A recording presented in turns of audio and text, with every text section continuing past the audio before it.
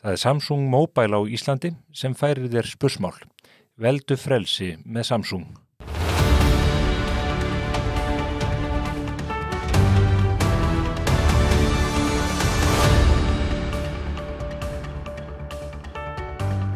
Komið sæl og velkomin í Spursmál, síðasta þátt ársins 2023.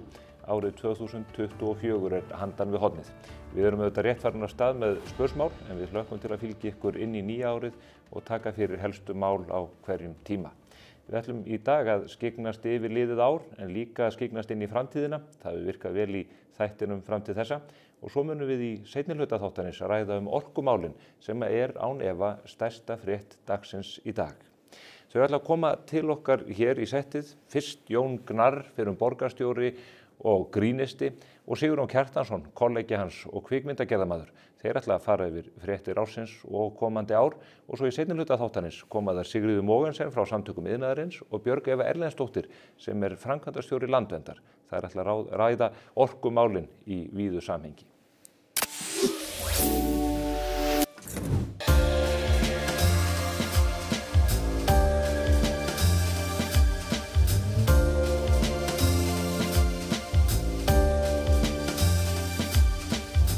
Herragarðurinn klæðir þig vel.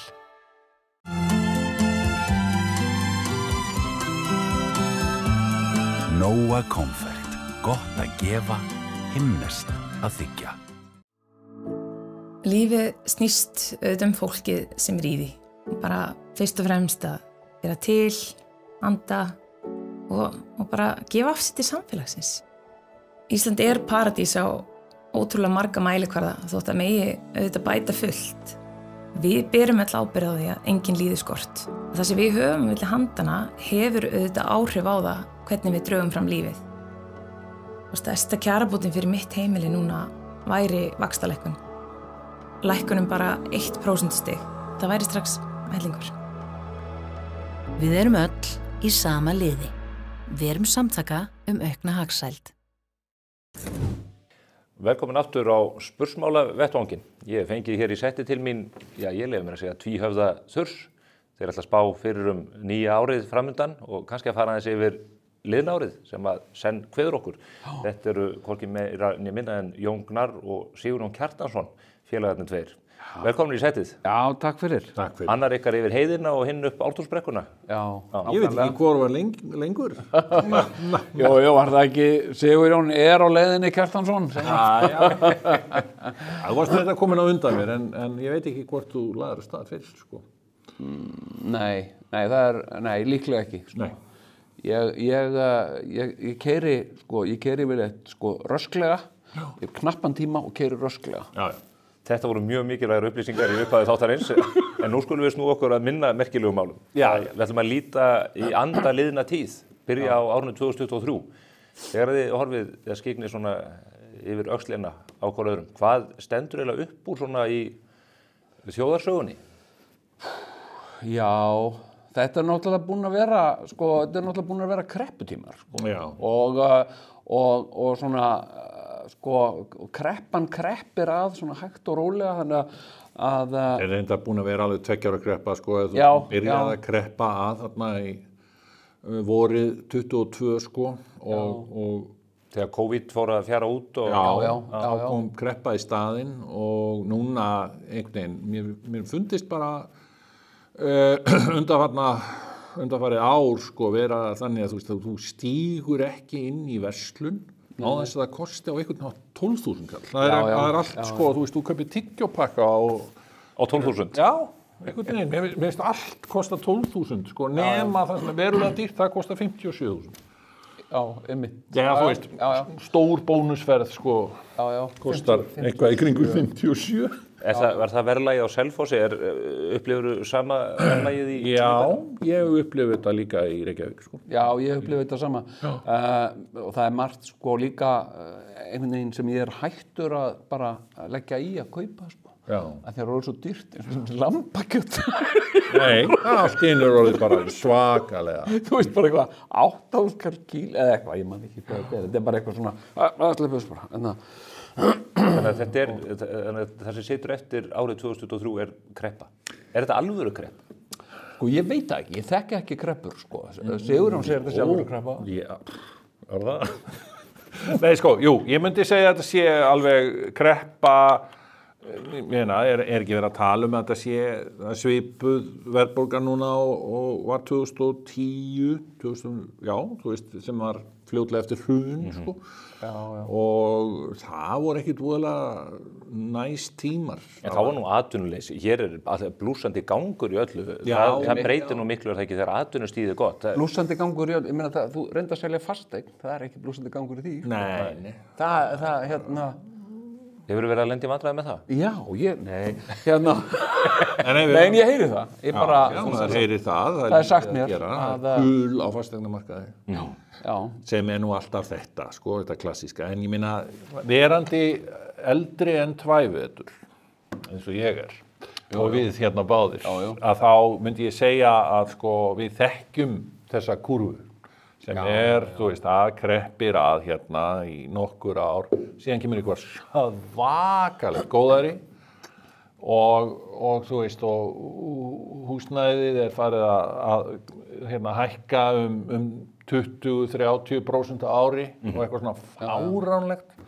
Þannig að maður þarf bara að sníða sér einhvern veginn svoleiðis stakk eftir vexti. Er það ekki svolítið í Ísland? Öfgar í aðra hvor áttina? Jú. Er það ekki alltaf? Og þannig að þegar þú ert að sigla þá svona harðan byra þá áttu að hugsa til þess að innan tíðar þá verði þetta nú allt. Já, og það er mikið kvarta yfir því að við getum aldrei plana fram í tíman.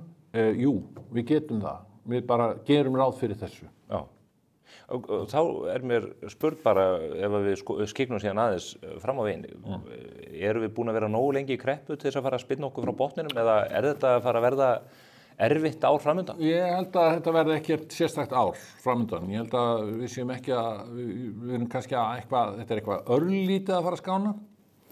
En ég held að þetta byrji ekki almennilega að skána fyrir en kannski svona 25-26 jámel sko. Já, en heldur að verði ekki svona ferðamannasprengja í vor? Heldur það ekki? Örugglega sko. Aldrei, heldur að munum sjá aldrei fleiri skemmtiferðaskip heldur að munum sjá það? Já, en það fylgir gjarnan kreppum að það verður sprengja í ferðamanna innan. Og síðan gerir kannski þessi ferðamanna sprengja það að verkum að hlutinni bara skána. En eitt af því sem er að hafa áhrif á okkur núna allavega til skamstíma eru þessi eldsumbrot sem að Dóri Díana mætti hér í þáttinn og spáði réttilega fyrir réttur í jól. Erum við ekki, ef að þetta ástand er að fara að verða viðvarandi á Reykjanesi með eldgosum bara árlega að fólk hætti bara að þora að koma hingað? Það er eins og að Bandaríkjamennirnir séu allavega enn sem komið mjög hræddir við að mæta til landsins. Já. Það er alveg einmitt. Hérna, þeir eru hræddir við sko eldgos en ekki síður við jarðskjálfta. Þeir eru rosalega... Já, þeir eru slæma reynslu af jarðskjálftum frá Kaliforníu. Já, einmitt. En ég held reyndar að þetta þessi ótti muni nú hjaðna, með við hvað þetta var stutt eldgos og svona og reyndist ekki vera hættulegt og það virtist þannig. Já. En ég, svo við orðið landris og eigum við ekki að segja að það verði eldgos einhvern tíman í kringum 2. eða 3. janúar. Það er komið spádómur það? Ég spáði þessu. 2. eða 3. Já. En ég reyndar að fara alveg eftir því sem jarðfræðingur sem ég sagði í einhverju frétt. Mér finnst það nú fjarstæðukennt tilgáta. Það er nú alveg örugt að þetta verður ekki ef að jarðfræðingur hefur sagt það. Mikið gætu við, þú veist, við getum bara komið hér og sagst vera jarðfræðingar. Við skulum segja... Og verið alveg að segja meika svipaðan sens. 10. júlí, segi ég. 10. júlí? Já, ég sé ekkert eldgos í spil, ekkert alvarlegt eldgos í spilunum fyrir en þá. En það verður stærra gos en við höfum við átt að vinnast. Já. Og einhvers staðar annar staðar. Það verður, það verður líklega nær Svartsengi. Já. Ég ætla að segja líka að Katla mun gjósa. Ekki kannski endilega á næsta ári heldur mjög, hún mun gjósa. Nei, ekki mjög fljótlega endilega. Það getur við gerst á næstu 100 árum. Já. En það getur líka gerst á morgun. Já. En við skulum kannski spá í hluti sem að mannskepnan hefur meiri stjórn á. þú hefur nú dýft tánni aldeilis í pólitíkina, Jón, Já. á sínum tíma. Aldeilis. Sigurjón kannski með eitthvað öðrum hætti allavega svona sem þinn stuðningsmaður. Já. Hvernig horfir pólitíkin við ykkur og bara sérstaklega þetta stjórnarsamstarf sem að mjög deilt hvort að sé á vetur setjandi eða ekki? Mun stjórnin lifa? Það held ég.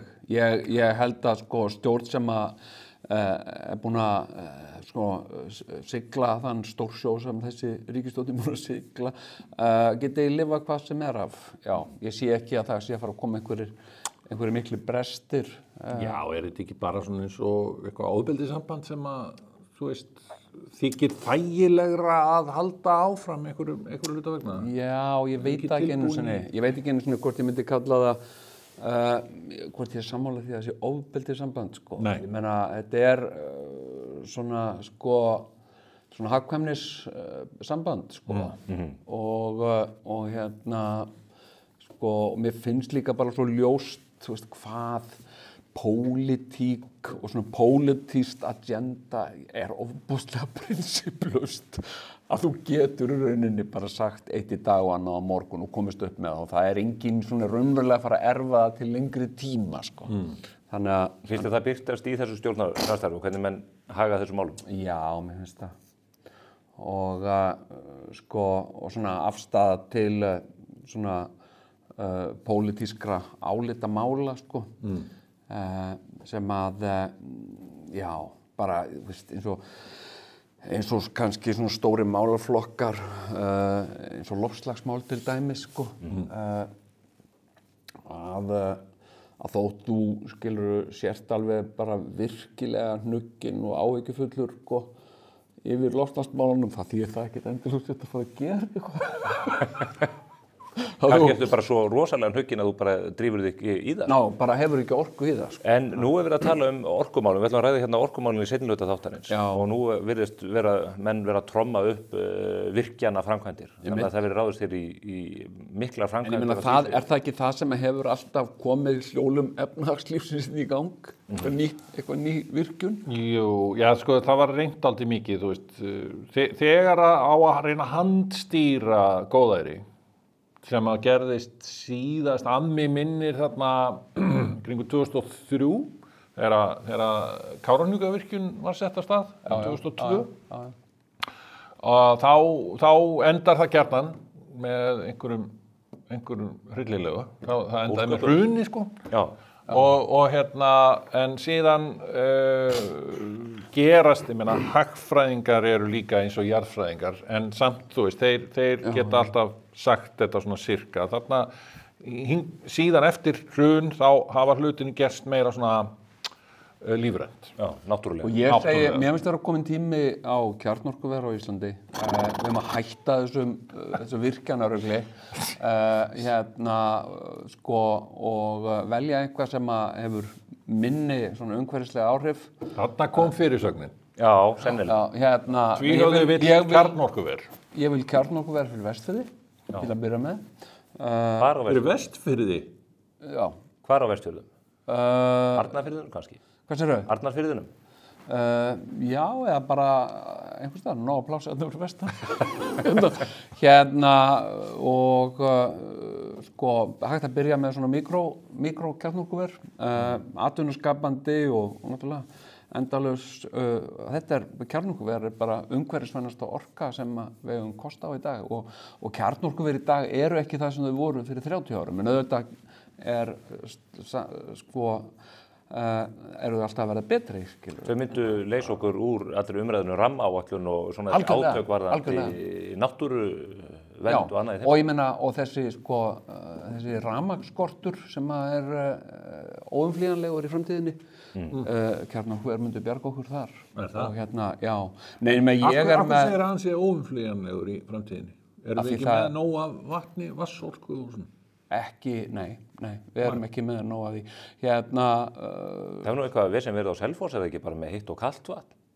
Menn hafa ekki verið nóg duglegir að bora þar og svo stækkar byggðin bara út í eitt. Já. Ég hef nú ekki tekið eftir því persónulega. Er það ekki? Þú fær alveg heitt vatn í balið og... Já, nóg að heitu vatni sko. En þetta er náttúrulega, hugur minn er hjá Vestmannaeyjabúum sem að náttúrulega lenti í þessu skelfilega óhappið þannig. Þeir þurfa kjarnorkuver í Vestmannaeyjar.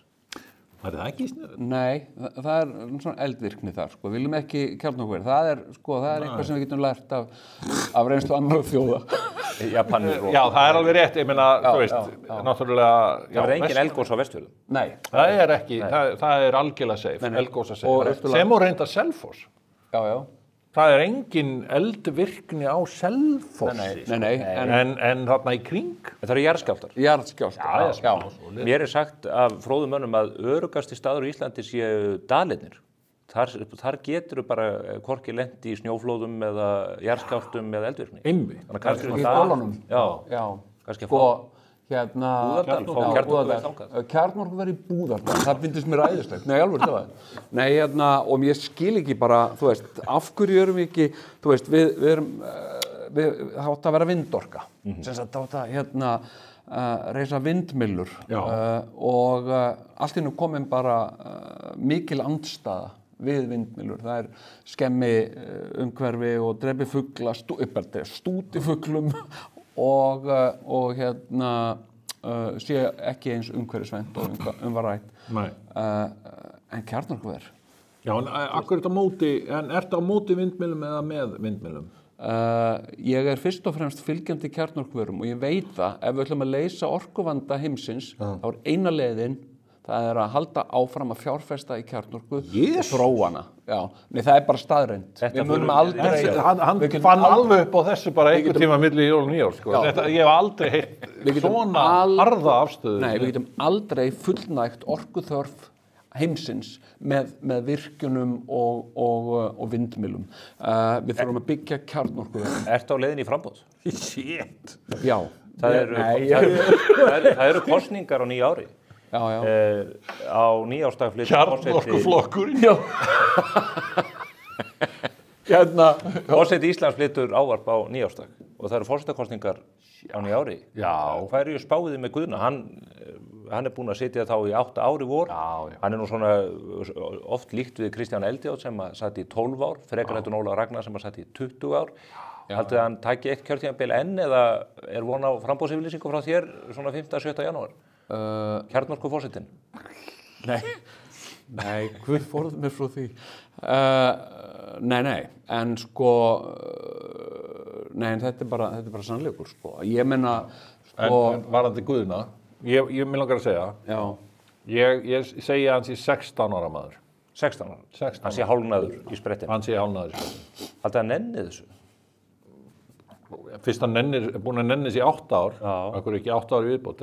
Ég held þetta getur verið að rosalega leiðilegt starf. Já, en samt gríðarlega þægilega innivinna. Ólafur Ragnar var í viðtali hjá mér og Andrési Magnúsinni daginn og lýsti því einhvern veginn hvernig þetta væri sko ógurleg einsemd. Þetta er bara 100 ára einsemd nánast. Að sitja þarna einn með sjálfum sér og hafa engan til að ráðfæra sig við. Nei, nákvæmlega. Er hann ekki með til að ráðfæra sig við? Nei, Ólafur Ragnar vil meina að það megi bara ekki. Forsetinn bara verði að vera einn í sín... Einu maður sem getur ráðfært sig við sé hann sjálfur. Já. Það er sko, það er líka leið til þess að auka pólitískt vægi þessa hlutverks eða þessa embættis, en það er að segja, sko, forseti hefur engin pólitísk völd, en hann getur haft pólitísk áhrif. Og það var svolítið svona hluti af þessu embætti sem Ólafur Ragnar skoðaði mjög ítarlega, náttúrulega ljósið sinnar reynslu sem pólitíkus, sko, fór hann að sjá alls konar spennandi pólitísk tækifæri sem gaurar eins og Kristján og kannski Vigdís hafði kannski ekki séð fyrir áður, sko, hefði meira séð svona þetta tákgræna hlutverk en Var þetta bara orðinn leikvöllur fyrir svona pólitískan ref? Það getur orðið það. Ég meina það er alveg að bjóða upp á það, sko. En Guðni er ekki þannig? Nei, Guðni er ekki þannig. Svona elegant og... Guðni er meira svona, hann svona heldur í sitt svona akademíska, sína akademísku ímynd, svolítið eins og Kristján. Heldur þú að hann haldi áfram líka? Já, ég á fulla vona á því og ég held að hann svona, sko, mér fannst svona þegar hann var að byrja í þessu, svona fyrstu árin, þá var hann með svona skelfingarsvip, alltaf einhvern veginn. En ég sé hann er farinn. Það er komin svona slaki og innri ró og hann svona byrjaður að finna sig í þessu. Ég held að fíla ágætlega. Þetta hafi verið skelfingu lostinn í embætti. Já, hann var alveg skelfingu lostinn, sko. Hann var alveg bara, manstu ekki, hann var alltaf með buff og í einhverjum sokkum. Já. Og alltaf einhvern veginn svona. Talar af reynslu þetta, hvernig leið þér fyrst sem borgarstjóri? Varst þú ekki skelfingu lostinn í ég var skelfingu lostinn, sko, fyrsta árið. Terrified fyrstu 2 árin. Svona áhyggjufullur fyrstu 3 árin og svo 4. árið var bara fínt. Samt hérst ekki áfram, þú hefði náð endurkjöri ef að þú hefði viljað. Já, ég nei, þú veist búin að standa við kosningaloforðið að svíkja öll kosningaloforðið. Já, ég náði ekki að sko færa íslensku þjóðinni í ísbjörn. Nei. Og nei, en þú veist, þetta var bara ekki komið tími til að biðjast afsökunar á því? Nei, ég þarf ekki að biðjast afsökunar á neinu, sko. Ég gerði svo margt annað gott í staðinn, sko. Þannig að, sko, nei, þetta bara á ekki við mig. Þú veist, þetta og ég ber fulla virðingu fyrir fólki sem þú veist, hefur hæfileika í pólitík og finnst það gaman og svona. Og það ákveðin hátt gaman, þetta ákveðið leikhús, sko. En sko, ég hef ekkert í þetta. Ég miklu betri, þú veist, í útvarpi. Ég verið Sigurjónum með podcast. Já, einu sinni í viku, tvíhöfði á tal.is og þar minn heimavöll. Þér líður betur þar? Mér líður mikið betur og þar ég á heimavelli, skilur, og og ég var ekkert alveg, sko, á heimavelli í þessu þó að ég hafi verið, þú veist, svona hætt að líða mikið illa, sko. En þú veist, ég vil kjarnorkuver, ég vil sprengja brúna yfir Skothúsveg og ég vil ísbjörn, skilur, og ég vil að við Íslendingar skoðum í alvörunni möguleika á því að reisa svona hátækni súperfangelsi á Íslandi. Hæ? Þannig ég með svo stórtækar hugmyndir. Já, en samt hefur ekkert í pólitík. Nei. Það endaði að segja, ég hef ekkert í pólitík. En ég vil kjarnorkuver og ég vil sprengja þetta og sprengja hitt. Og svo vil ég, náttúrulega, járnbrautarteina í kringum allt Ísland. Já, það náttúrulega. Er það ekki bara borðleggjandi? Það borðleggjandi. Það meikar sens. Þá er ég að tala aðalega. Já, en líka bara fyrst og fremst í vöruflutninga. Við fáum bara Runólf Ágústsson til að leysa þetta. Hann eini maður sem geti leyst þetta hendi held ég. Já, en ég hef ekkert erindi í pólitík, ekki neitt, sko. En þú hefur pólitískt innsæi og mér langar til að spyrja ykkur út í 2 menn sem að verða óhjákvæmilega í kastljósinu á 9 ári, af því að við erum aðeins að spá í árið 2024. Já. Annars vegar það maður sem að tekur við embætti borgarstjóra, Einar Þorsteinsson. Það nú ekkert smá verkefni. Er hann ekki skelfingu lostinn? Sko, hann ætti að vera það. Já. Ég veit ekki hvort hann það, en hann ætti að vera það, já. Sko, hann reyndar hefur haft 2 ár til þess að æfa sig, sko, horfa á dag og svona og sjá hvernig hann gerir þetta. Og lesa sig til og... En það svolítið eins og með skilminga þar alveg. 2 ár engin tími, skilur. Nei, og hann hefur bara þá 2 ár til þess að sanna sig líka. Já. Hann hefur ekki 4 ára tilhlaup eins og þú hefðir. Nei. Sko, já, ég sko held að þetta geti orðið þunguróður fyrir hann. En svo veit maður ekki alveg hvernig það spilast úr því, skilur við. Hvaða ráð hefur til hans, svona þegar hann stígur þarna inn fyrsta daginn í hérna háa embætti? Sko, það bara að tryggja sér stuðning innan kerfis sem utan. Embættismannina? Já. Og spila rétt, þú veist, þú ert alltaf með einhver spil og þú getur alltaf einhvern veginn spilað úr þeim, sko. Ég bara hvet fólk til að spila rétt úr spilunum sínum, ekki taka of stóra sensa og heldur ekki, sem sagt, segja alltaf pass, sko. Ekki leggja allt undir? Hæ? Ekki leggja allt undir? Ekki leggja allt undir, ekki... Ég held að, ef ég má aðeins grípa inn í hérna. Já. Ég held að Jón hafi verið, Jón var mjög góður borgarstjóri vegna þess að hann fór mjög eftir innsæi sem hann læriði að sjálfsögðu í því að vera grínisti og listamaður og hann gekk líka mjög mikið á trausti til annara, trausti til meðal annars embættismannana í borgarkerfinu og vandaldi samkvæmt því.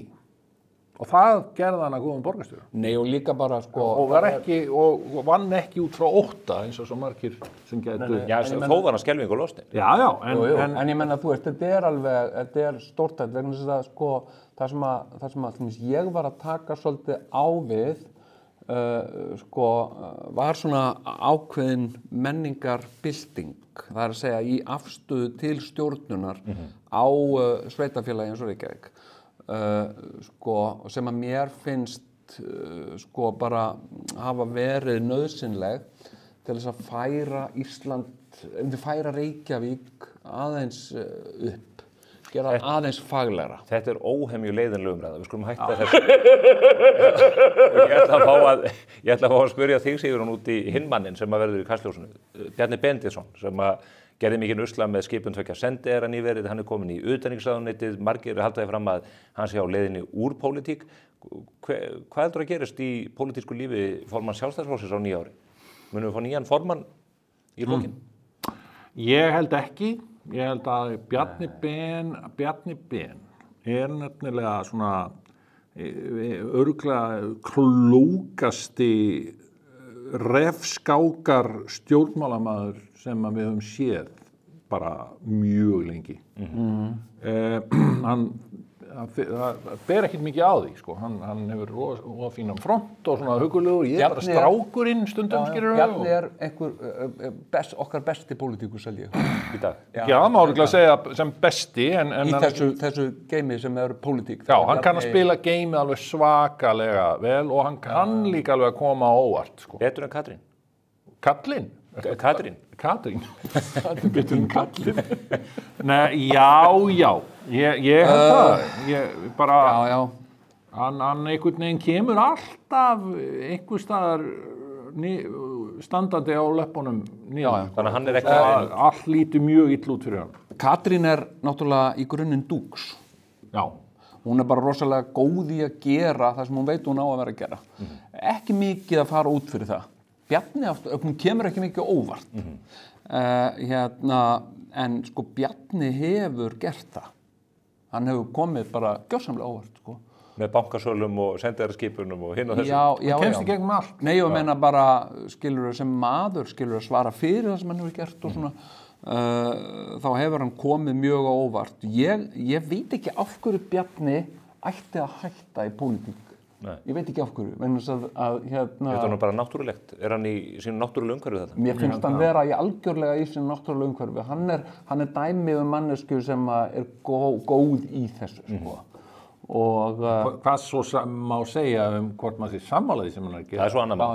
En svo, ef þú skoðar ljósmyndir af útlenskum forsætisráðherrum, fyrir embættið og eftir, þá er eins og við elstum svona 30 ár, hann er bara yngjast ef eitthvað, sko. Ég held að hann sé bara virkilega, bara njóta sín, sko. Og geta alveg sofið og farið í ræktina og haft matarlist og svona. Já, heyrðu, nú þurfum við að fara yfir stóramáli. Hver verður stóra frétt ársins 2024 fyrir Íslendinga? Kjarnorku verið í Búðardal verður ekki komið á næsta ári. Við erum kannski að fresta því að bíða með það 7-5 ár.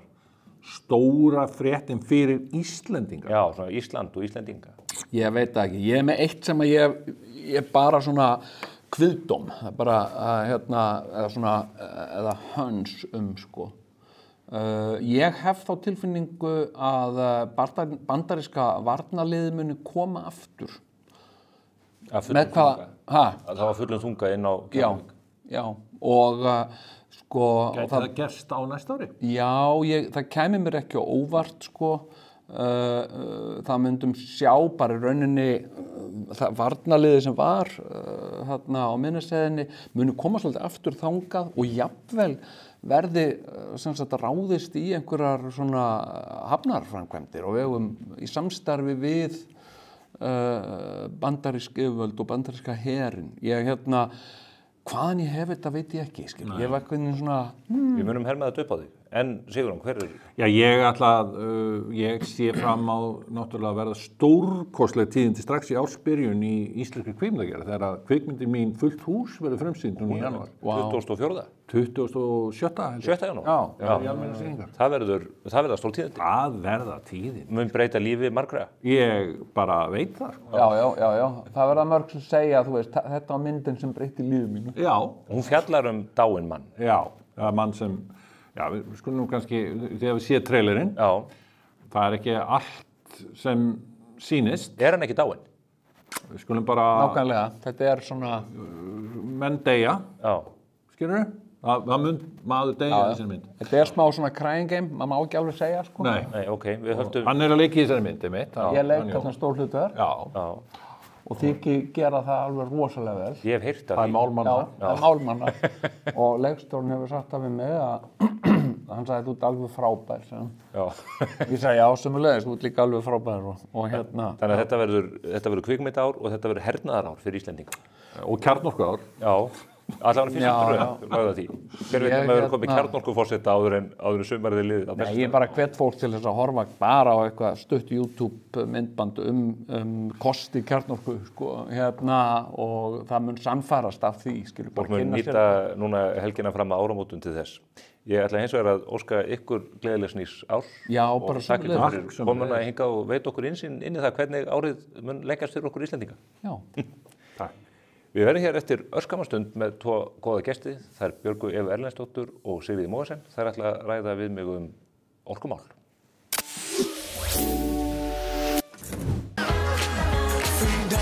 Toyota BZ4X nýr 100% rafmagnsbíll sem hentar fullkomlega við íslenskar aðstæður. Já, straumar geta svo sannarlega ræst. Toyota. Freedom. Amma sagði mér alltaf að peningar væru afl þeirra hlutar sem gera skal. Það er sama úr hvað áttu kemur. Það finna allir fyrir þessar verðbólgu og háa vaxtastigi. Og það er hundleiðilegt að fylgjast með umræðarsendum. Eins og maður þurfa að vera einhver Nóbels hagfræðingur til að átta sig á samhenginu. En stærsta kjarabóti fyrir mig kemur með minni verðbólgu og lægri vöxtum með þetta.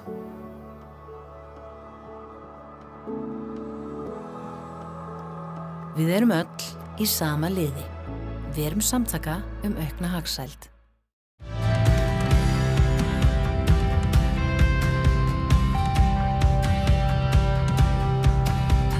Ég kom út gluggann nóttina þar sem jólin bíða þín. Húsasmiðjan og Blómavall.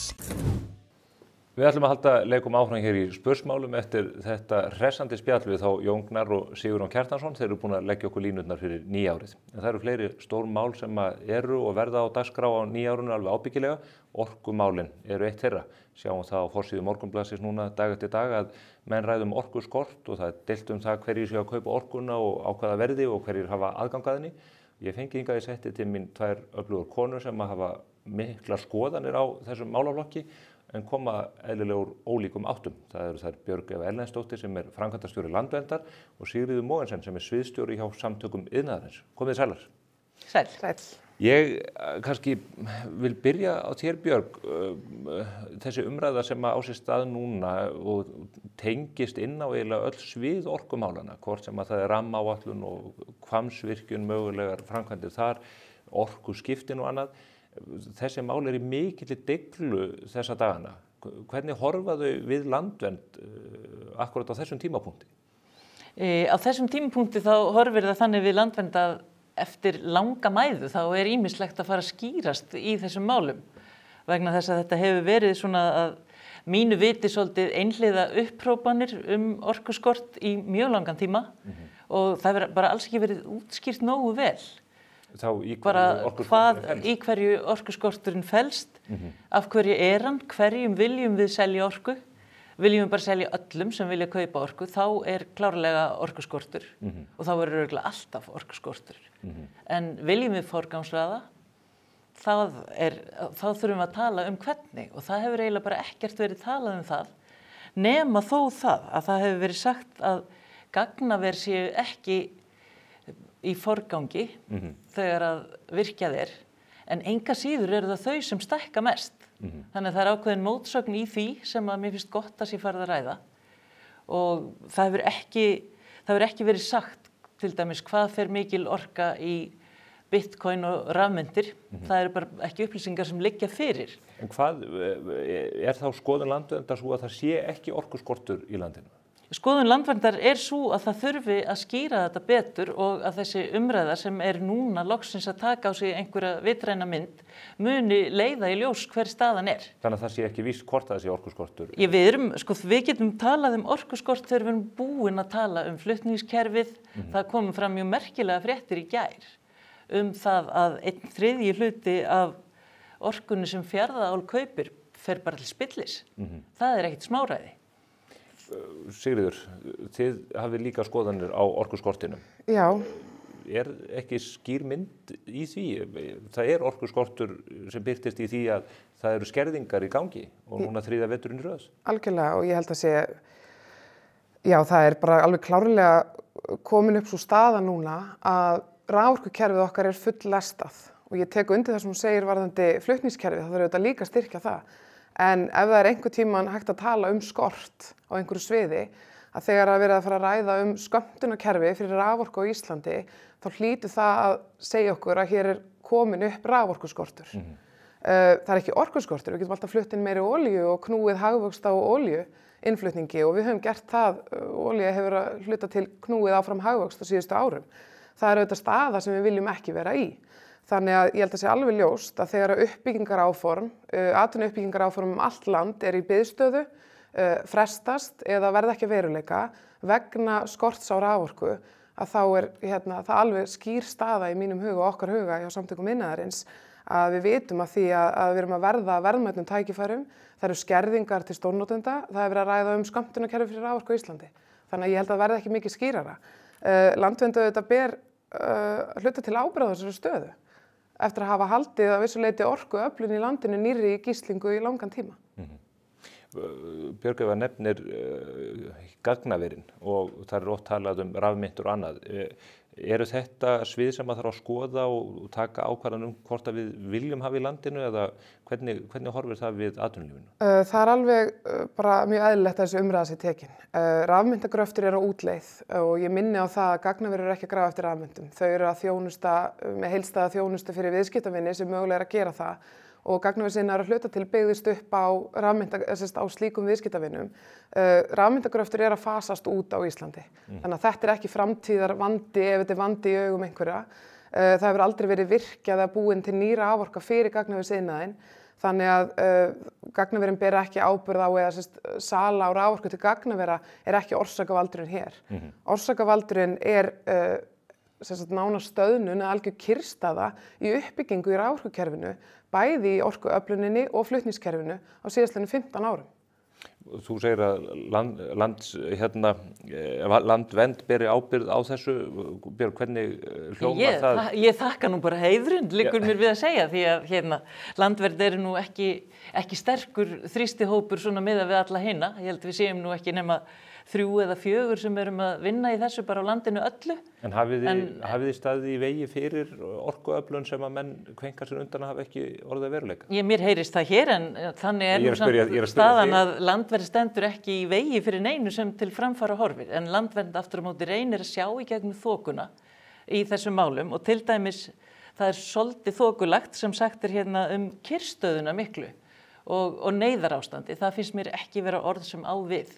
Mér finnst bara að það vera orð sem ekki hægt að nota hjá þjóð sem framleiðir mest af raforku bara á mann í heiminum.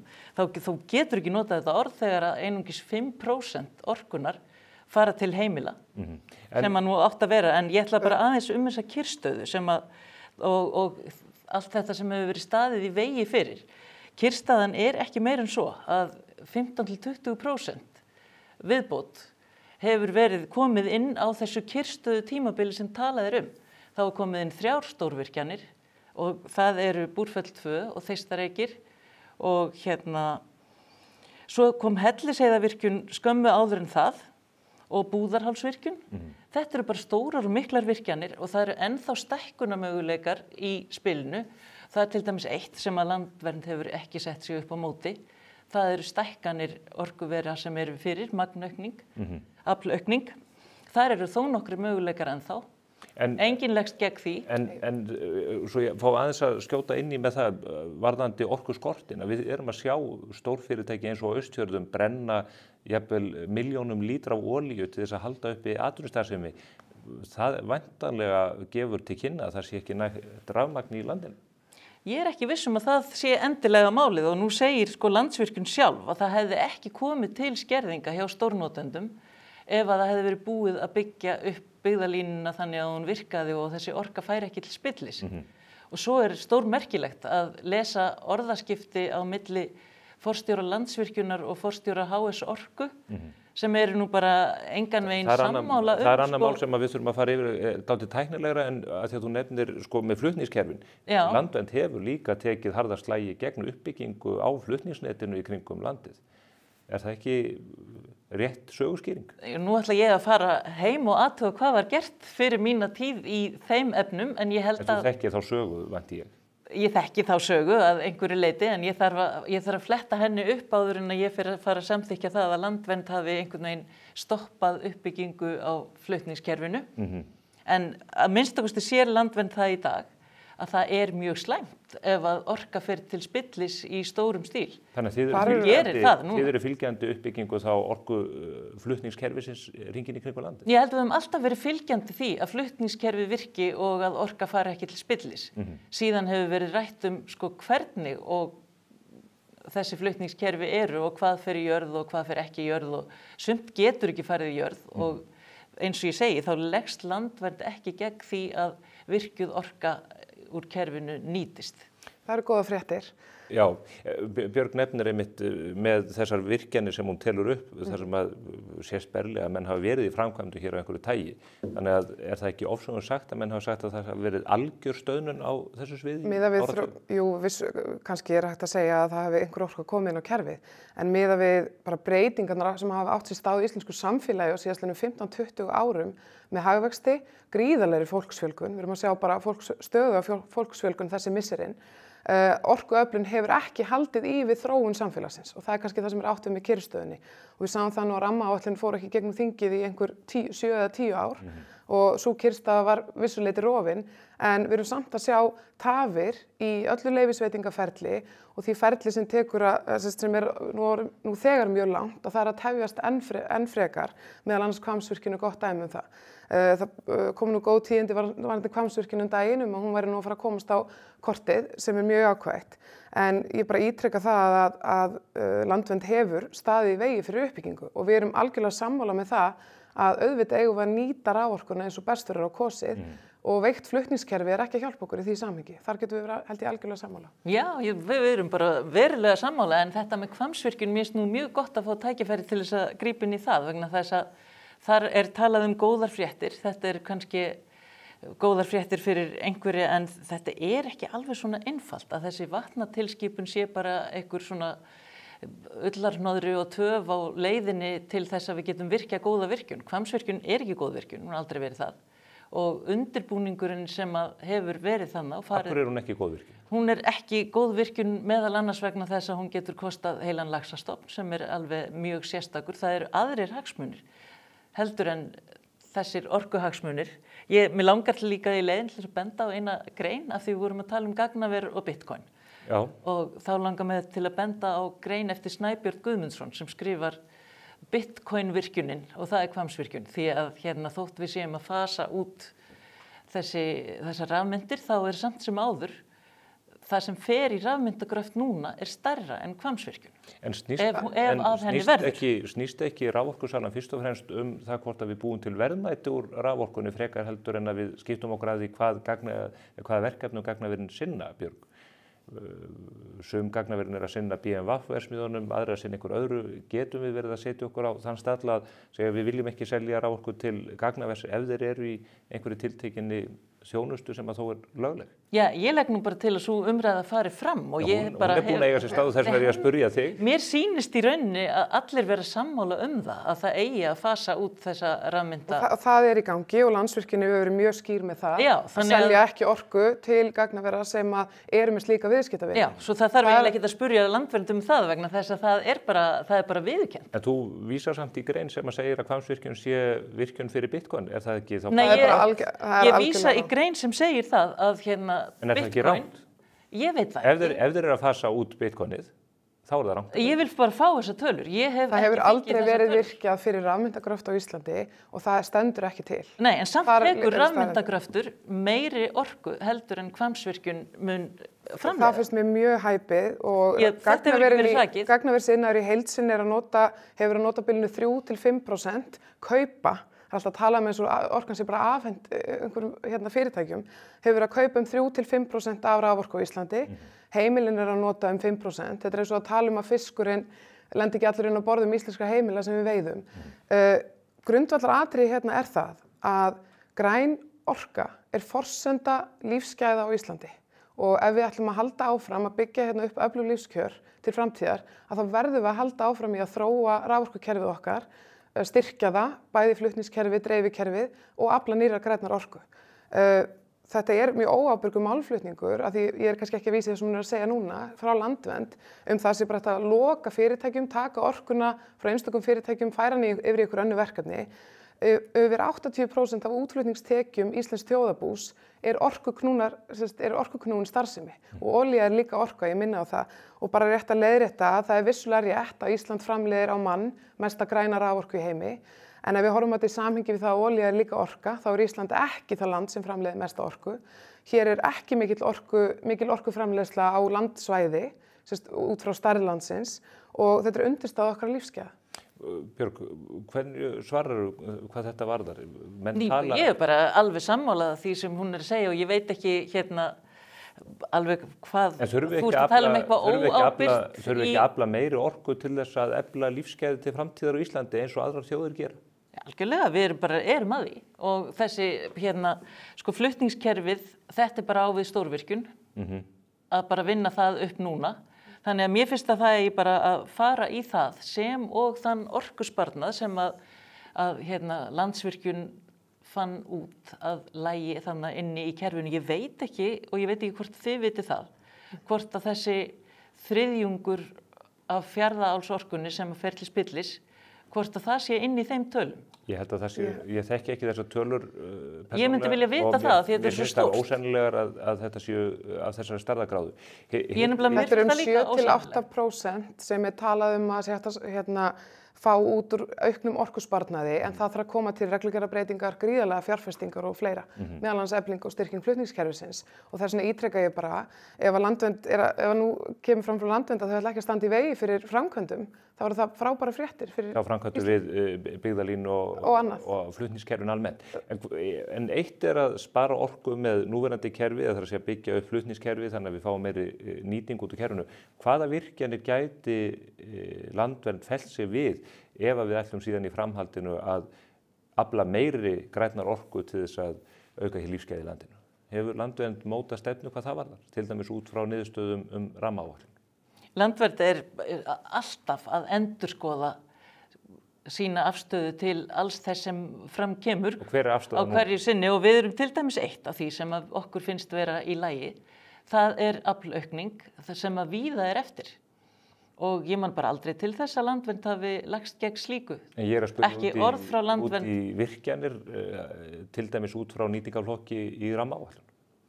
Já, Landvernd hefur ekki stutt Hvammsvirkjun og það er alveg mjög góð ástæða fyrir því og ég er ennþá bara mjög hissa og talandi óábyrgan málflutning. Þá finnst mér mjög óábyrgt þegar það kemur fram að það sé búið að brjóta gegn vatnatilskipun að það sé þá bara eitthvað svona sem skipti ekki máli. En aðra virkjanir í nýtingarflokki? Nefndu? Nei, bara þær sem eru listaðar þar upp, þetta eru allnokkrir virkjanakostir. Er einhver þessara kosta sem að Landvernd gæti fellt sig við?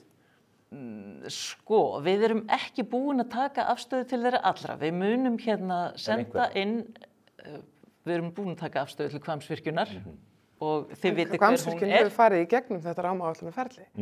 Já, hún hefur farið í gegnum þetta rammaáætlunarferli og hérna. En þið fellið ykkur ekki við allar virkjanirnar sem inn í nýtingarflokki? Nei, við gerum það ekki.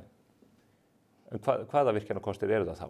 Ef að þið eru sammála því að þurfa að virkja til þess að auka í lífsgæði til frambúðar, hvaða kosti höfum við? Því að við erum að einhverju leita svona sameiginlegum grundvelli í þessu samtali það.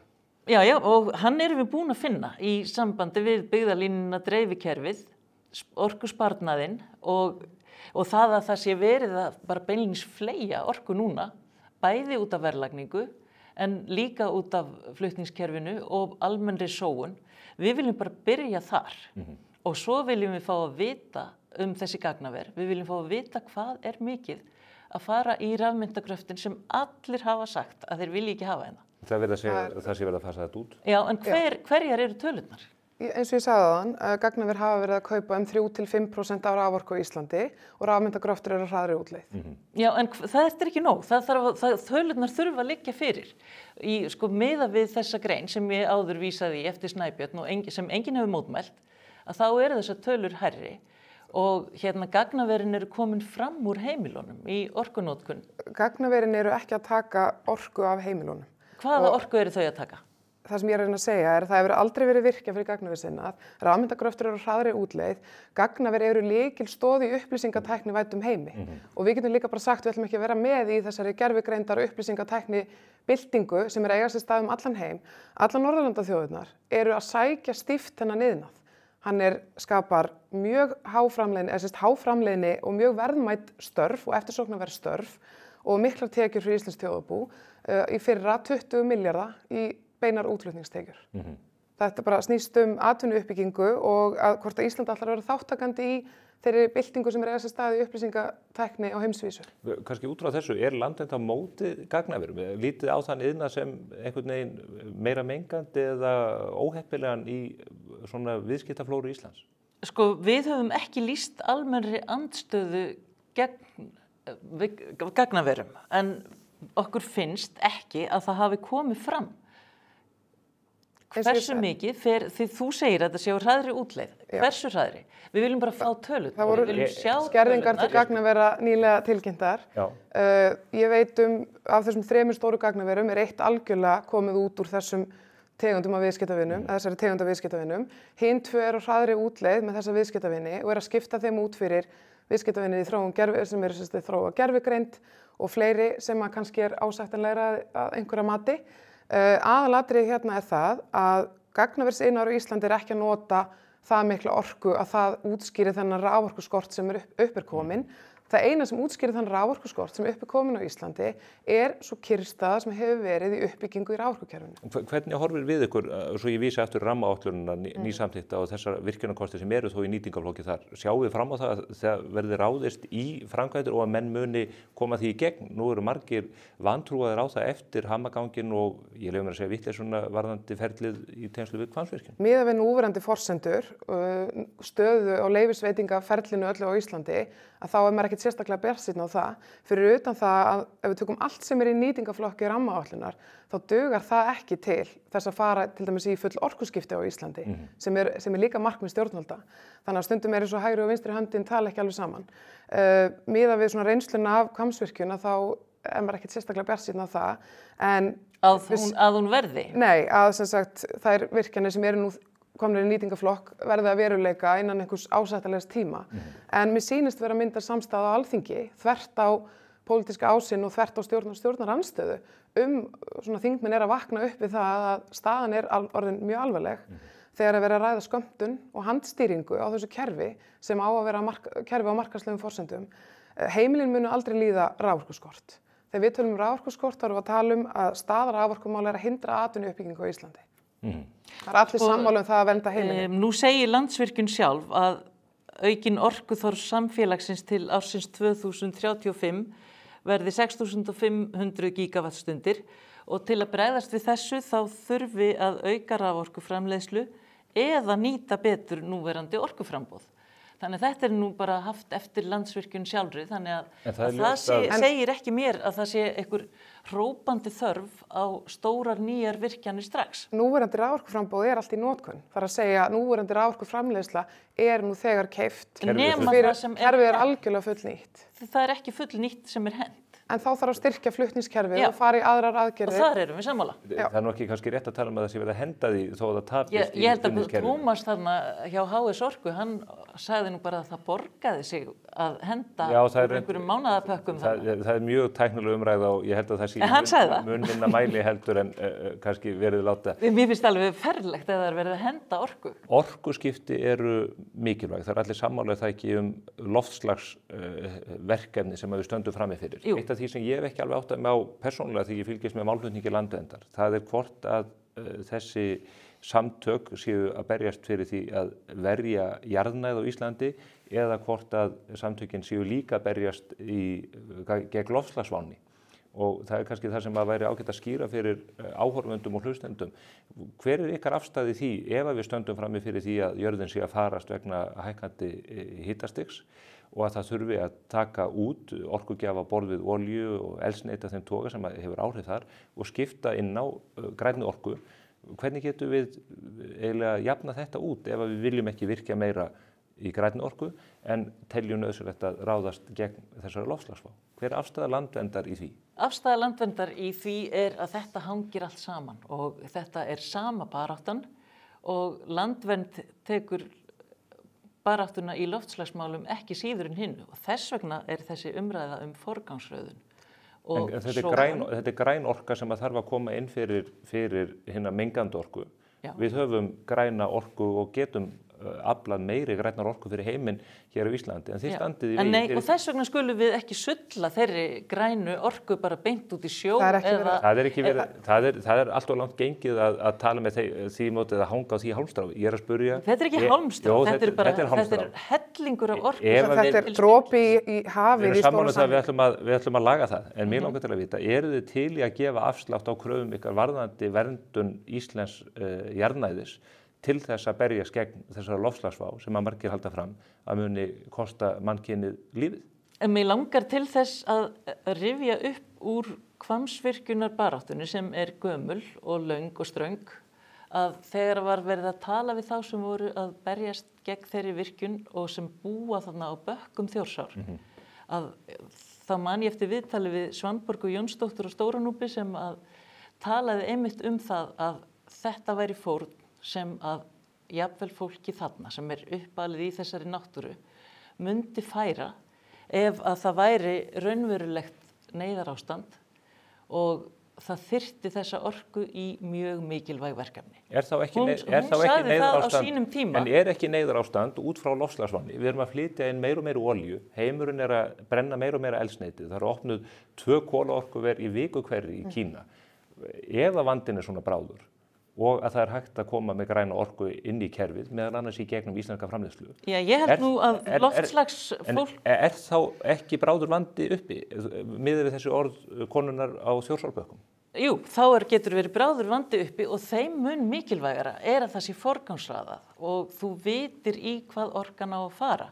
Ef að Hvammsvirkjun hefði verið virkjuð þegar menn ætlaði að gera það, þá hefðum farið bara beinustu leið í stóriðju og þá værum við ekki að nota þá orku til loftslagsmála í dag. Það stendur heldur ekki til núna. Þessi málflutningur kemur ekki alveg heim og saman vegna þess að þessi umræða forgangsröðun, þetta bara umræða atvinnustefnu.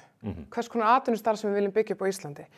Heimilin munu ekki þurfa mikið meira en 5-10%. Ef við horfum bara samfélagi, heimili og minni fyrirtæki eða heimili og mikilvæga innviði, það eru allir sammála að tryggja það að heimili og mikilvægar innviðir, spítalar og annað njóti forgangsraforku. Landvernd að tala allt aðra forgangsröðun. Meðal annars það að forverið þín í starfi tala að loka álveri og setja það orku í eitthvað annað. Það bara atvinnustefna. Það snýst ekki orkumál, það snýst bara í hvað orkan á að fara, í hvers konar atvinnustarfsemi og það það sem ég að vísa í með óábyrgan málflutning. En þú talar stóriðju líka. Óábyrgt að forgangsraða orku til loftslagsmála? Alls ekki og við erum algjörlega... En eitt stærsta verkefnið í loftslagsbaráttunni, ef ég skil hana rétt, svo að tryggja græna orku til stóriðju í heiminum til þess að það sé hægt að framleiða álið og bifreiðar og hvaðeina sem að kemur út úr slíkri framleiðslu.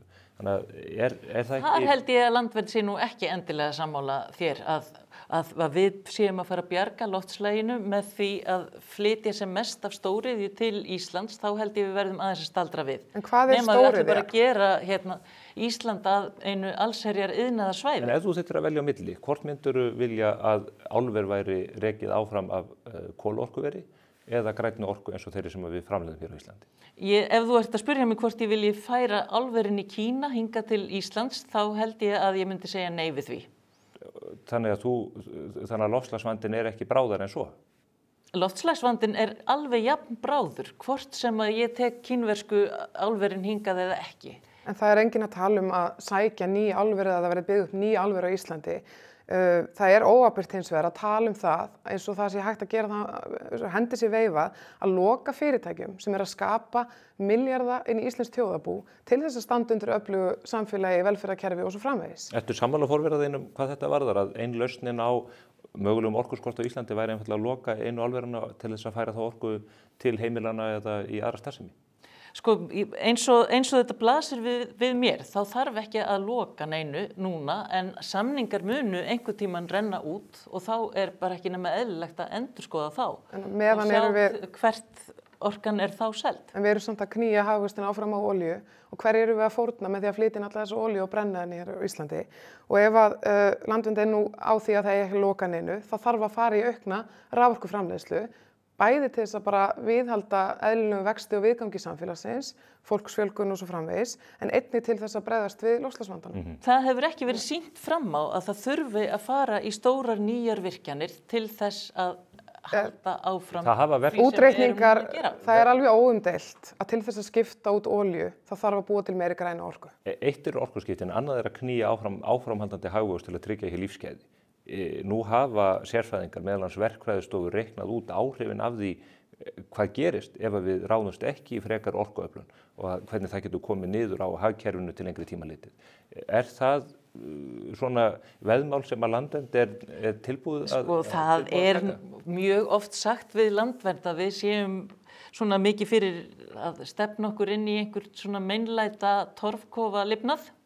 En það kemur niður á, er það ekki lífsgæðum Íslendinga ef við höldum ekki áfram að nýta... Það er alls ekki víst að hagvöxturinn fari jafn hratt áfram eins og hann hefur gert hingað til ef við stöldrum aðeins við, en hvort að það er vont eða gott, það er bara líka umræða sem við erum að taka og þarf að taka. Miðað við sviðsmynd Landverndar sem var birt í grænbókinni svokölluðu orku- og loftslagsmál, að þá er talað um það að auka ekki við orkuframleiðslu og það þýðir ekki bara hagvöxt eða hægist á hagvexti, það þýðir bara að það verður gríðarlegt tjón fyrir hagkerfið og við draugumst aftur úr öðrum þjóðum. Og þetta er ekki talið í 20 milljarða samkvæmt þessum greiningum sem að maður hefur litið yfir, þetta er metið í hundruðum og jafnvel þúsundum milljarða framtíðar. Það er staðan. Ef við aukum ekki raforkuframleiðslu, förum í orkuskipti, minkum þá atvinnuuppbyggingu og útflutningstekjur minnka, að þá verður það gríðarlegt högg fyrir þjóðarbúið og mun bitna á lífsgæðum allra á Íslandi. Eru þið bara holt og bolt ósammála þessu? Þetta eru bara hagfræðilegir og verkfræðilegir útreikningar. Annars vegar varandi orkuskiptin, verkfræðilegir útreikningar. Já, ég hef engar áhyggjur af þessum torfkofa predikunum sem alltaf er verið að dengja á Landvernd og hagvöxturinn á Íslandi, hann er ekki of lítill núna. Nei, en það eru blikur á lofti. Hann er jafnvel heldur of mikill. Það eru blikur á lofti ef við höldum ekki áfram að byggja upp raforkukerfið. Já, en nú er sem sagt búið að vera með alveg taumlausan svona hamfaraspár út af hagvexti, út af orkuskorti, út af neyðarástandi og það lítur bara út eins og heimurinn sé bara bókstaflega farast ef það verði ekki virkja strax og mjög mikið. Meðan að það er samt verið að sýna fram á að það eru margir millileikir í stöðunni sem að munu duga til þess að það hægir ekki á neinu. En hins vegar er bara þessi svona ofsa hagvöxtur og ofsi í framkvæmdum. Það stendur til að tvöfalda ferðamannafjölda til Íslands. Af hverju? Er eitthvað vit í því til dæmis? Hvað stendur það til? Ég var bara að horfa á einhverju Ísafía-plön eða Æslandir, ég man ekki hvort. En það er allavega nú síðan verið að stefna að fiskeldi, það er of hraður vöxtur í mörgu sem kallar á meiri orku heldur en við ráðum við. Og þar setur Landvernd stórt spurningamerki og skammar sín ekkert fyrir það og hefur ekkert með torfkóf að gera. Það kemur niður á atvinnustígi ef að við hægjum á hagvextinum. Er þá Landvernd til í að skipta á hagvexti og atvinnuleysi? Nei, ég held að Landvernd þurfi ekki að gera það. Og hér erum við að flytja inn fólk í svo stórum stíl að við ráðum ekki einu sinni við það. Innviðirnir ráðu ekki við það. Ekki Landvernd að móti innflutningi vinnuafls til landsins? Landvernd í sjálfu sér ekki á móti neinu af því sem við erum að tala en Landvernd á móti því að það sé farið svona offari og það megi aldrei staldra við og hugsa hvert ætlum við? Ætlum við að breyta Íslandi í eitt risastórt iðnaðarsvæði og bara ruslahaug eða ætlum við að reyna að skapa þægilegt líf fyrir okkur sem búum hérna? Þetta eru mjög athyglisverð orð sem að mig langar til að spyrja út í. Eitt risastórt iðnaðarsvæði og ruslahaug. Hvar birti sú stefna? Sko nú ætla ég að minna á ummæli sveitarstjóra í minni gömlu sveit sem Skeið- og Gnúpverjahreppur, þar sem Hvammsvirkjun á að rísa og verður vonandi ekki. Að hann talaði það að við Skeið- og Gnúpverjahreppur væri stærsta orkusveitarfélag á landi. Á Íslandi. Og hann sjálfur lýsti þessu eins og iðnaðarsvæði þegar hann var að tala að sveitin fengi ekki nógu mikinn pening í sinn hlut fyrir þetta. Þú ert ekki að svara spurningunum með hugtökin með iðnaðarsvæði. Að einhverju sé að breyta Íslandi í ruslahaug, þetta eru rosalega stór orð. Þetta mjög stór orð. Við tökum iðnaðarsvæði. Þetta rosalega neikvæð umræðum iðnað. Íslenskur iðnaður hefur staðið undir gríðarlega sterkum lífskjörum og lífskjör á Íslandi hafa tekið stakkaskiptum á síðastliðnum áratugum, meðal annars vegna öflugs iðnaðar. Það er mjög leitt að heyra hversu neikvætt er talað það. Ég ekki að tala neikvætt allan iðnað, ég að tala neikvætt ofvöxt á öllum sviðum. Það er engin ofvöxtur í gangi. Það hefur verið gríðarlegur ofvöxtur í gangi til dæmis í fiskeldi. Það eru gríðarlegar kröfur ríkisútgjöld á öllum sviðum til að standa undir öflugu heilbrigðiskerfi, velferðarkerfi og svo framvegis. Hvernig ætlum við að greiða fyrir þetta allt ef við erum ekki með öflugt atvinnulíf og öflugan iðnað á landinu? Ég sé ekki hvernig það á að vera hægt. Það er mjög leitt að heyra að tala svona neikvætt iðnað sem er mjög umhverfisvænn á Íslandi miðað við öðrum ríkjum. Gagnaver menga ekki neitt til dæmis. Ég var ekki vongóður það þegar ég fekk ykkur hingað í settið að við myndum skilja 100% sátt í þessum málaflokki. Nei, og nú gat ég hjálpað þér við það. Já, en ég verð að segja að það er athyglisvert að heyra þessi sjónarmið varðandi flutningskerfi því að þar hefur hnífurinn staðið í kúnni meðal annars. En það hefur verið áhugavert að fara yfir þetta hér með ykkur tveimur, Sigríður Mogensen og Björg Eva Erlendsdóttir. Ég vil í þessum síðasta þáttar ársins óska ykkur gleðilegs nýs árs. Sömuleiðis. Þá er ekki meira á vettvangi spursmála þetta árið en við verðum hér með ólgandi spennandi þátt fyrsta föstudag á nýju ári 2024. Sjáumst heil.